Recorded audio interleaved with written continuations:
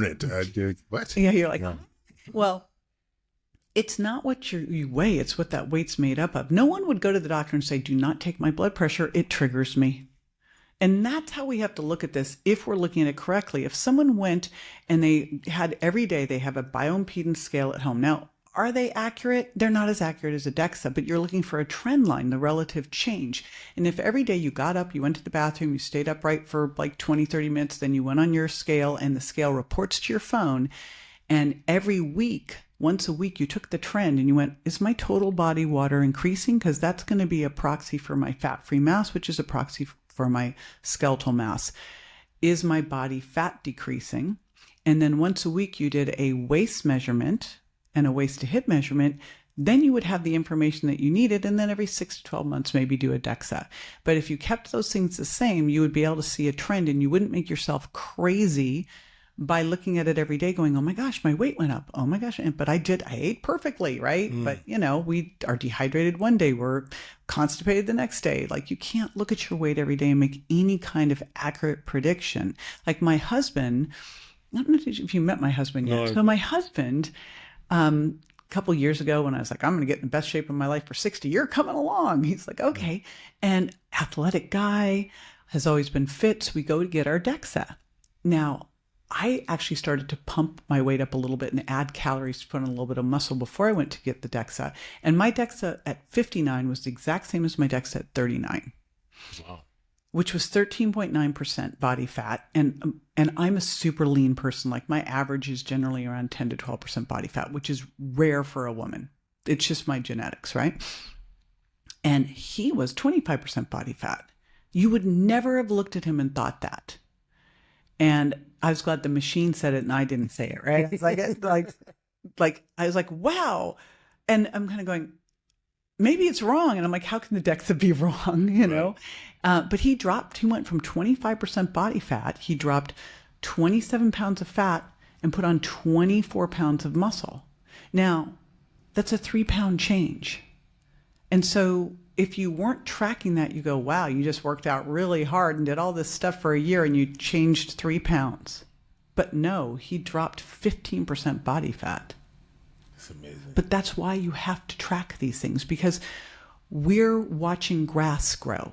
Body composition change is like watching grass grow. If you're looking at yourself every day, you'll never see it. And there's one thing I like what you said that I don't know if it's common practice or not, but I like to take measurements regularly. Like, some people are like, oh, avoid the scales. I don't believe that at all. Anyway. Because I gotta say, like, I find, so you say you go to a Mexico trip, it's Christmas or Thanksgiving, you're eating like crap for a few days. I love having a sense of where I'm at early, because it doesn't seem so daunting to try and refocus and to get things back in gear, right? Like, if you find I'm just using weight for the practical sense of this discussion, but you gained 5 pounds over the holiday or over we'll say 5 pounds or 10 pounds over a 2-month period of time. That is so much more daunting than, hey, I'm a couple pounds over, or in this case, if you could measure your percent body fat, I've gained a percent or two. Now it just seems that much more realistic to be able to try and tweak your life. You know what I mean? Like, so I appreciate that approach. I'm not 100% sure it's universal, but I like that you validated. The research shows that people who weigh in daily maintain their weight. And I will tell you, it's been 2 situations now. I travel with a bioimpedance scale. Which one can I ask which one you use? So I just use a little, like at home, I have this expensive, it's like an InBody, but I travel with a little Renpho scale or a little Oxaline Pro. Both of them will report to a Bluetooth on your phone. I travel with either one of those two. So I have one at home, one in my suitcase. So we went to Spain this summer, and right as we were leaving for Spain, I had to switch my thyroid medication from the one that I'd been using to Armour Thyroid, and didn't think anything of it. Threw it in my case, went off to Boston, landed in Spain, And the next day in Spain, my weight's up 2 pounds. I'm like, I figured flight, travel, blah, blah. Next day, it's up 2 more pounds. Now all of a sudden it's up 6 pounds. It's like over 4 days. And I'm like, uh-oh. And then I went, wait a minute, I changed my thyroid. And fortunately, I was able to bump up my T3 and fix it within 3 days back to normal. But it was an early, thank God I'd been checking it. And the same thing happened during the pandemic where I got on the scale and my weight went up 2 pounds. I'm like, okay, well, I must be stressed. I was started all this stuff. It's cortisol, it's this. And then I started gaining a pound a day. And I went up 6 pounds and was able to detect an early trigger of an autoimmune disease. And so that's why I say we have all of this weirdness around weight. It's a biomarker. We need to start realizing that it's not a mean friend. It's not shameful. It's a biomarker, right? I'm loving this so much because I got quite a bit of heat actually bringing up during the pandemic, the whole obesity links to people dying of COVID. And I'm like, this is what I'd say to people. If I was obese and I didn't hear this from the people that are seeing ICU patients dying of this and they didn't say anything, I'd be pissed. So I was frank. I'm like, you could call me fat shame. I don't give a damn what you call me. This is important information that people need to know. Like, even in our medical community, we would, just to give you some picture of the landscape, the news would say 20, 30-year-olds are dying from COVID. What they wouldn't tell you is, like in my center, the 20-year-olds that actually got really sick and were all over 300 pounds, okay? And when you would describe, even when the kids would present the patient, like in terms of telling them about the history, nobody would mention obesity. And I'm like, I'm sorry, but this is a relevant part of the medical history that is important. From a prognostication, from a management perspective, from everything. And this idea of not bringing it up because we want to be PC or politically correct or woke or whatever, to me is garbage. Because like I said, this message, especially in that context, will potentially move the needle for people. Like, I don't know what it would be like if I was 50 pounds overweight, but if I heard that June of 2020, I'd be starting to do some burpees on the spot, yo. Like, you know what I mean? I'm throwing out my, the junk food in the house. So I appreciate this idea that we shouldn't skirt around the issue because it's important and life-saving. Sorry, that was a bit of a rant, but an important one. So I think we'd be remiss not to talk about like supplementation, because I think as we age, there's probably some areas that we're not getting as, getting as much backing from our food, or it might be harder to maintain. So I'm curious to hear, are there some supplements that come to mind as we are getting older? Yeah, and I would say, like, the skincare I used in my 20s is not the same skincare I'm using in my 60s, right? I still don't think of myself as 60. And although the one that I think is the most important one for aging, I wish I'd started in my 20s. And the reason I didn't start it in my 20s was because I was at Gold's Gym in Venice and I thought it was the bro supplement. And, right, it was creatine. I was like, oh, no, the dudes take that. And I was so misinformed. And literally, it was a couple of years ago as I was digging into this, and I think I was reading a study about postmenopausal women and depression. And I was like, creatine?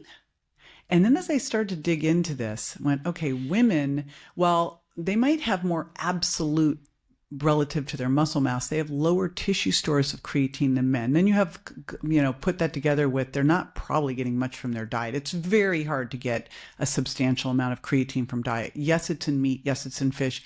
It gets degraded with heat. And, you'd have to eat a lot of that to get enough. And it would have to be raw, some sashimi and some carpaccio. So When you look at what creatine does and you realize we're not getting enough from diet, and this is going to help us generate power. Creatine is part of the phosphocreatine system. That's when you're doing that quick explosive energy. That's how you create it. So it's very energizing. It's energizing for the body. It's energizing for the brain if you have enough of it in there. Otherwise, you're just really going to have it in your muscles. And if you can work out harder, it lets you work out harder. You're not going to take creatine and sit on the couch and build muscle.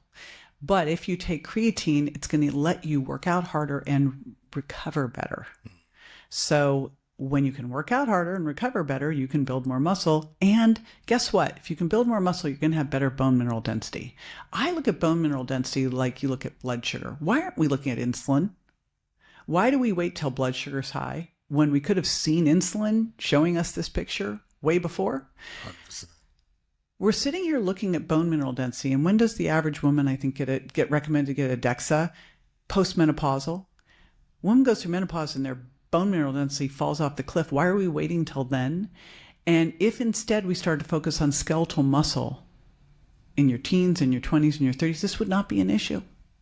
So creatine's great for muscle. It's great for bone. It's great for cognition. Now they're doing neurodegenerative studies with it. So I think creatine's like an absolute. When you look at the ones you want to make sure that you're adding in creatine, the other one that I'm shocked this isn't standard of care in the hospital. So when my son was 16, he was hit by a car and left for dead in the street. He had a torn aorta, multiple brain bleeds, 13 fractures. And the doctors at the local hospital, this was in Palm Springs, California, were like, we don't do the surgery he needs here because it would require a blood thinner. And if we give it to him, his brain will bleed out. So he's going to have to be airlifted to the next hospital. They go, but he'll never survive the airlift. And they go, even if he survives the airlift, he's not going to survive the surgery. Even if he survives the surgery, I kid you not, this doctor's saying this. He goes, he'll be so brain damaged, it wouldn't be worth it. We overruled the doctor. We had him airlifted to this next hospital. So he gets the surgery done. This amazing doctor called in 5 surgical teams. So he had the stent put in. He's now got, they're releasing the pressure on his brain. He had to have his femurs rotted, like all the stuff going on, obviously. And he had a crushed heel. So he's in a coma on bed rest. As soon as he extubates himself, which he did, I am cranking essential amino acids into him because I'm seeing that he is catabolic. I'm like, uh-oh. Like this is a kid who's just dropped 30 pounds. So I look at this and go, why are we not using essential amino acids in the hospital? Why are these formulas they give you for a feeding tube are ridiculous. But why are we not using this for every person 50 plus who says, I can't get enough protein in? Why don't we do this? It's like a health insurance policy. This is, first of all, sorry to hear about your son. I hope he's doing way better. Okay, thank God. But you hit the nail with what we feed our patients is beyond garbage and pro-inflammatory, and don't get me started. Oh, they wanted to give my son Crystal Light to drink. He's got a brain injury. He's got an unstable brain, and they wanted to give him Crystal Light. I go, give him water. Wow. And Ensure. I literally had a sign that said no Ensure because I was bringing him in all his food. Yeah, but like that, I mean, I think we need to think of food as medicine more at a higher level, but it is crazy what we end up giving our patients. But yeah, the essential amino acids, you got to think there's little downside and potentially a lot of upside because I forget the stat. It's something ridiculous. Like you lose, at least in the ICU, it's something like 1% of your lean muscle mass. I think it's every 1 or 2 days, to be honest with you. And so like anything to help mitigate that, like I'm actually surprised we don't give our patients creatine. I'm surprised we don't even, like we often aren't thinking protein when it comes to. No. And if you think about it, so in terms of protein absorption, if you do a mixed meal, you're going to absorb less. Then you walk it over and you go, okay, I'll just have whey. You'll absorb more. Then you walk it over and go, okay, I'll do essential amino acids. I'll absorb even more. Like, why wouldn't you just make sure you're doing that. In normal life, we have about 300 grams of amino acid turnover a day. Now you're in a hyper state. So you need even more, right? And you can only recycle so much, so you got to tear it from your muscles, which is what's happening. So can I ask, even for a more senior population, or as we're getting older, why not just... Seniors are way older now. Did you notice that? Like they're 80 plus. We see, like definitely. Middle age now is 40 to 80 for me. Yeah, pivoting for real. Just keep moving, kicking it down. But why not, like when you say essential amino acid, why not just whey protein or... You could do whey. Okay. You could do whey. One of the things that's great about essential amino acids is they're not going to fill you up. So if you've got someone with no appetite, that's a good point. Then you can do that. Like people who are maybe being overdosed on GLP-1 agonists instead of doing the microdosing, you could use essential aminos if they have no appetite. So it overcomes that part of it. Amazing. I know we're up against it, but there's a couple areas that I've heard you comment on that I really find intriguing. So I'm gonna open the door for whichever one you want to dance with a little bit.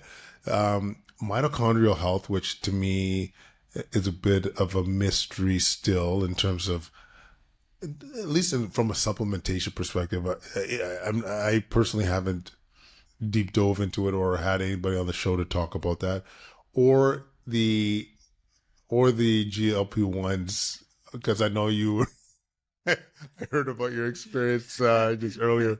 So either, like, whichever direction you feel more passionate about. Well, I love both of them. I mean, I think for both. I think the challenge with mitochondria is you can't measure it.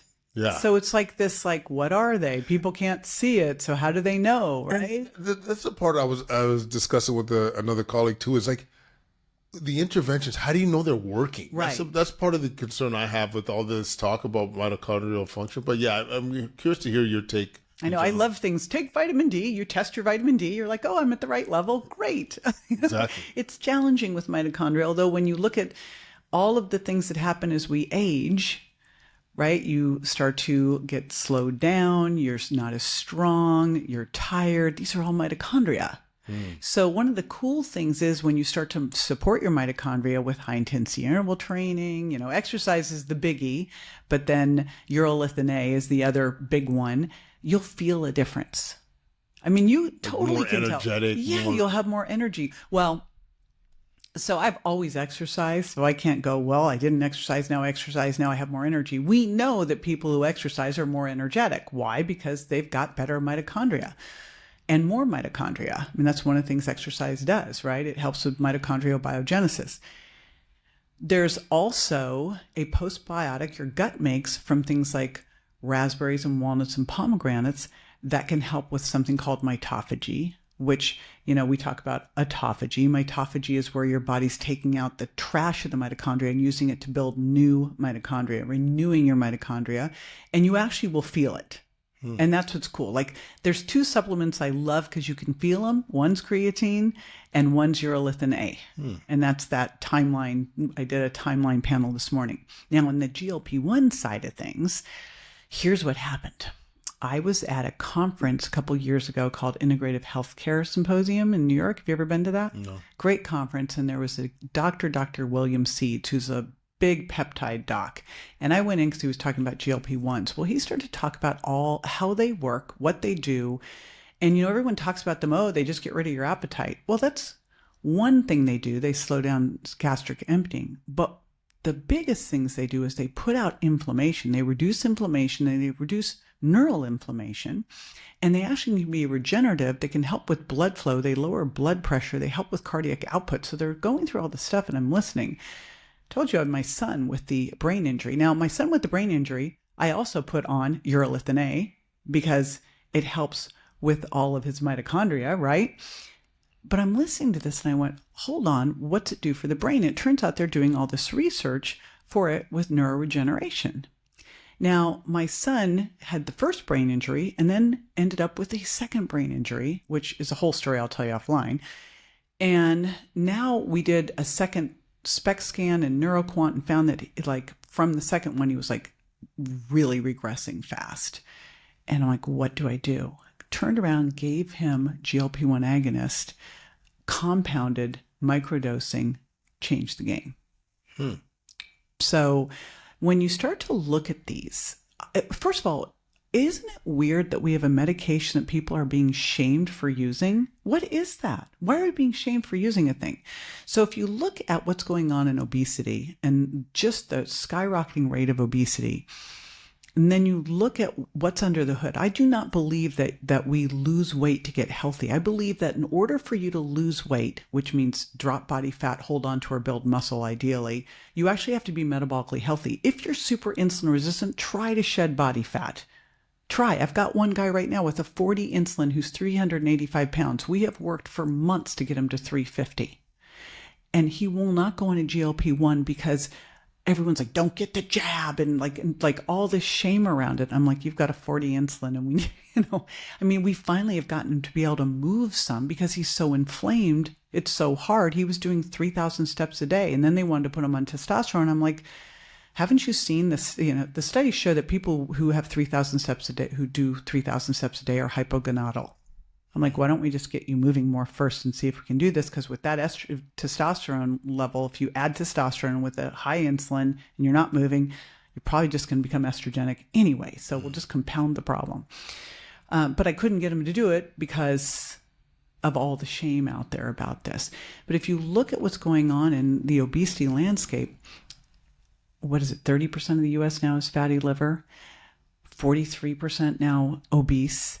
People who have insulin resistance, which is nearly 93% or higher, fatty liver, obesity, have poor GLP-1 production. So yes, this could be a problem now. It's not why it happened, but what if once you get to this point, you're in a metabolic black hole where you've got a GLP-1 deficiency, so you're going to have increased hunger, increased cravings, more insulin resistance. And what if we have something where if we gave you a little bit of it, not the dose they're using, but a microdose of it that would get your body to release insulin at the right time, improve satiety, reduce inflammation so you could start to move more, improve blood flow so that your heart would work better, reduce your blood pressure. Why is this a bad thing? I'm just not understanding it. Yeah, it's such a good point. It's all context, right? Like it's all like we do this so much in medicine. Like it's black or white. It's either good or it's bad. It's not. It depends, which I think in many a context, adding a GLP-1 makes a ton of sense. Like even, I told this to my audience too. If I woke up 50 pounds heavier right now and I was going to be able to still implement some of those lifestyle changes, would I take a GLP-1? Hell yeah. I don't want to move to diabetes and progress and see all the complications related to that. So is there a context where I wouldn't recommend? Yeah. When you're 5 pounds overweight, you're looking to fit into a dress better and all that kind of. Yeah. If you were using it for that reason, but what if you were using it like my son with the brain injury? It wasn't a weight loss. It was for the brain injury. And guess what it did? It also, he's had blood pressure issues since the brain injury that it resolved. He could get off the blood pressure medication. Wow. So that's why I say we got to look, like there's so much emotion around these. I'm like, why are we being emotional about a peptide? No one's emotional about thyroid. And they're also not taking thyroid and going, just keep upping the dose, right? It's like, what's the right amount? And could we use this to heal you? And maybe if we can't heal it and you have chronically low GLP-1, yeah, maybe you'll have to cycle it forever. But you're getting off all these other things. I mean, obesity is they talk about how much this drug costs. First of all, compounded, that's ridiculous. Use small amounts. But obesity is a very expensive disease. We could talk about whether it's a disease or not, but it's very expensive, right? It's got all of these comorbidities. Yeah. No, I love the nuance, JJ. And once again, I hope your son's doing okay. And I love also hearing the advocacy in that landscape where you know, a lot of these approaches might not be offered, but because of your level of expertise and the connections you've made over the years, I'm sure he felt lucky to have you at his bedside. I know. I think about the people that don't have access to these things. Yeah. And, you know, that's what we need to change. People should be able to make educated decisions and have access. And, you know, 40 years, my specialty really has been in what I call weight loss resistance. And I just see people struggle so much. If it was as easy as, I mean, yes, we need to be eating whole foods, protein first, but sometimes we need a little leg up to get there. Yeah. I mean, there's a reason why these meds exist. And yeah, leveraging them in the right way, I think is only smart. JJ, this has been an absolute slice. I really appreciate you joining us on the show. Learned a ton, especially hearing about the mitochondrial health, directions for GLP-1s that maybe a lot of us haven't heard about. The research is there, by the way. But it doesn't go to the PubMed. mainstream. You can find it. Have you heard of that app Consensus? Yeah. You can find it there. Yeah.